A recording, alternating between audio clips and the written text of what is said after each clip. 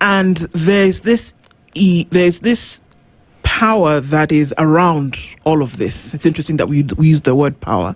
But then how do you take that? Because the things that you speak about today, that people should live within a country whereby they have the right to not be disappeared. Absolutely. Whereby their children can go to school. That you can walk into a medical facility promised by government. Correct. That you can actually get the healthcare that you require. That you don't have to go to your senator and say, please help me with 15,000 shillings because I can't do 1, 2, 3.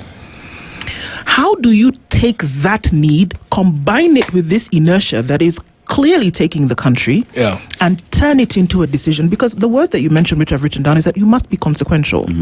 And in order to move anything politically, we know in this country, you must be consequential with the numbers.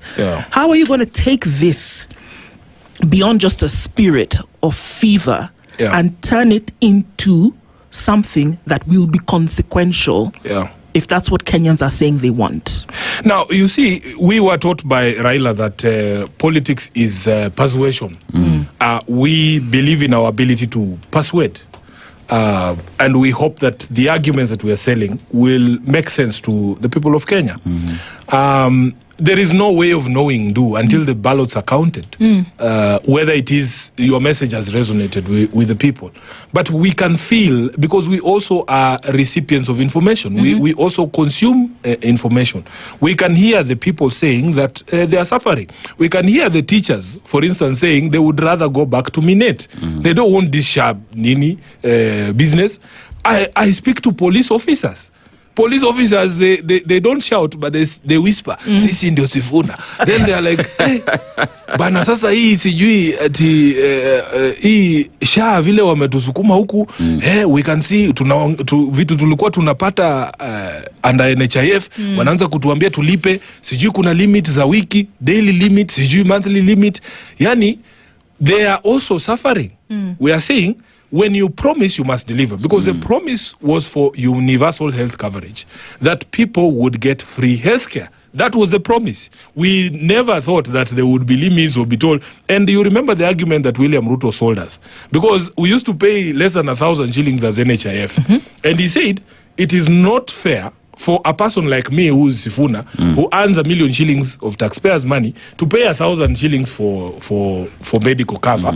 Can we squeeze you more so that those people who don't have anything can also get? So, okay, I pay upwards of 30,000 now for healthcare. And the promise was, mambo ya harambe ya kuchangisha pesa itaisha. And who are the guests of honor in those harambes?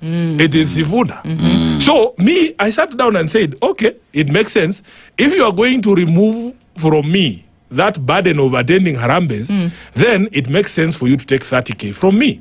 Now, what is the actual situation on the ground? Totally different. You listen to the teachers, they are complaining. You listen to the police officers, everybody who's been onboarded.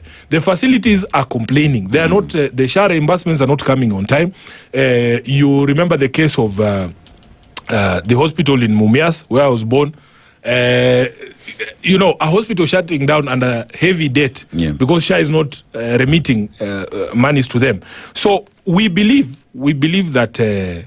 And by the way, even this recent fiasco with fuel, I personally believe that you can tell the people the truth and they can still love you and they can still vote for you. Like if for instance, no matter how bad this roof is about to collapse, why am I lying to you that we are all safe?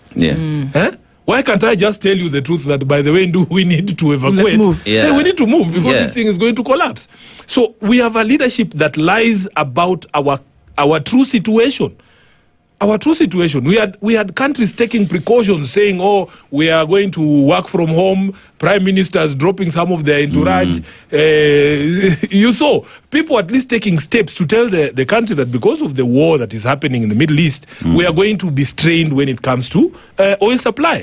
But you have somebody with 2 weeks before he slaps you with a 40 shilling increase in diesel, he's telling you everything is fine, just chill. I have taken measures to make sure that you guys are okay. 2 weeks later, he's slapping with 40 bob. So personally, where I come from, and the school of politics that we have gone through, is that you can be honest with people. You don't have to mislead the public for you to earn their support. So we have told the people that it is not going to be easy. Nobody is under any illusions. You know, personally, I am under no illusion that kicking out an incumbent is going to be an easy job. But it is the call of our generation. We have to do this. Okay. At whatever